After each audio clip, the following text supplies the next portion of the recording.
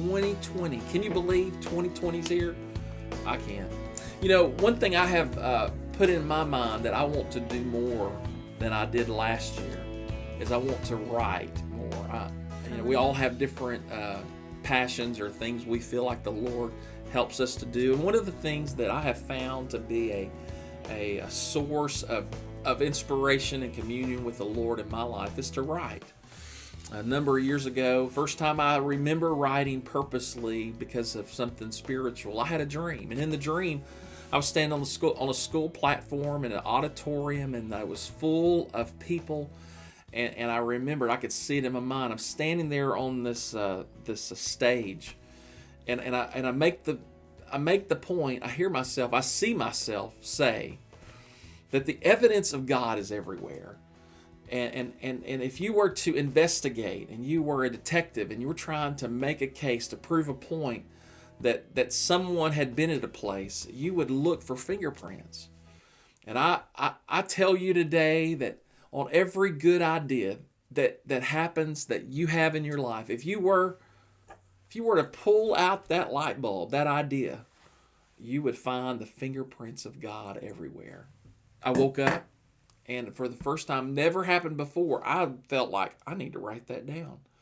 And I went to my keyboard and I typed it out. And this is AOL days. This is, a long time ago, over 20 years ago, probably 25 years ago. And I sent it to 6 or 7 people that I knew had their email address. And I got a lot of feedback. Like, that was so good. That blessed me. I called it the fingerprints of God. And, someone forwarded it and to their mother. And their mother told them, and they shared it with me. My mother says, you need to write a book. And that just, it's like, I felt like that was a confirmation I did the right thing. And so over the next few years, I began to start an email list, but I was getting a lot of affirmation. I mean, crazy affirmation. Like people say, God used you. And I'll be honest, when you are doing something, people tell you how blessed they are by it. We have a human nature that likes. I mean, I'll be honest, I love for people to say nice things about me, just like you do. And so I started struggling in my motivation. Lord, I don't want to do this for my own ego. And I told the Lord, I am not going to write anymore until you speak to me that this is really what you want me to do. I don't want to just do something out of my ego. I want to be sincerely motivated. And so I didn't write for a little while.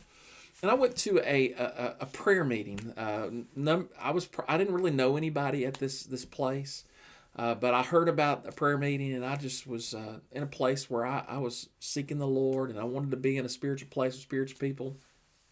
So I went to this place, and someone came up to me that I did not know, and they said to me, they said, I feel like the Lord would want me to tell you that He's put in your hand the pen of a ready writer. And he said a lot, and I wish I could have recorded it, but the thing that really stood out to me was the things that you will write will become as a mountain that is seen around the world. And I will use you to be a witness for my kingdom, my will, and my purpose. And wow. Okay, Jesus, this is what you want me to do. And I lost all inhibition. If the Lord gave me something, I would send it, and I would send it to everybody and anybody. I did. I just shared it. I felt bold. At some point, my list reached over 50,000 people were getting my email whenever I would write. Now, I'm not a great grammarian or a speller, but I do know the Lord speaks to me. Anyway, in that process, I made up in my mind, I'm going to write every day for a year.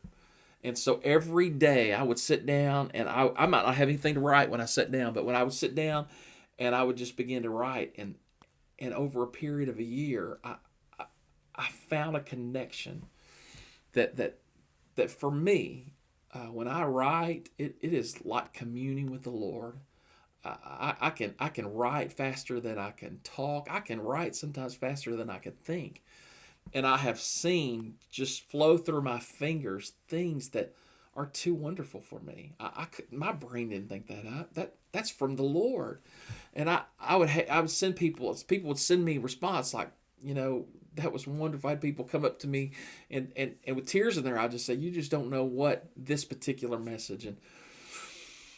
And I know I have that. If I'll sit down and write, I will, it'll come out. And so this year, my goal, 2020, I want to publish at least one book. And I want to write every day. And so that's for me. I made a decision, and I downloaded an app called Habit. And I encourage you, it prompts me about 10 o'clock in the morning, have you written today? And I could say yes, or remind me in 4 hours, and it'll prompt me, and I could say yes or remind me. And I'll actually have it set up where it asks me about prayer, it asks me about Bible, it asks me whether I have shared my testimony, have I exercised, have I reached out and connected with someone, shared my testimony. Have I given something away? And so things that I just, I think it would be good for me to strive to do every day. And so that's my goal. 2020, I want to make myself available to hear from the Lord, to be available to His will, and that potentially God could use me to bless someone else. And here's the deal. God's no respecter of person. He can use you like He's never used you before if you'll make yourself available, if you'll prepare yourself. Because the miraculous, the supernatural always follows preparation. You want to be used by God? Prepare yourself. Make way for the Lord to work in your life. So I'm Scott Phillips. I pastor Spring Ridge Pentecostal Church right here in the crossroads of Hinds County, western Hinds County. Byram's one direction, Raymond's another direction, Clinton's another direction, Jackson's another direction. We're on the corner of Highway 18, Spring Ridge Road. And I encourage you, be my guest. Sunday worship starts at 10. Wednesday nights start at 7:29. And if you find yourself hungry for more, needing the church home, or you just feel prompted like, hey, I want to go and worship and hear what I can hear, I invite you. It is our desire to be a blessing to our community. We believe in the power of God. We believe in the Word of God. We believe in the grace of God. There's nothing God cannot do. It doesn't matter what the past is. It doesn't matter what people have said. It doesn't matter how much hurt you have experienced, how much disappointment you have experienced. There's healing. There is restoration. There is hope. And we want to be a voice, and we want to be a help to those looking for that and more. So God bless you.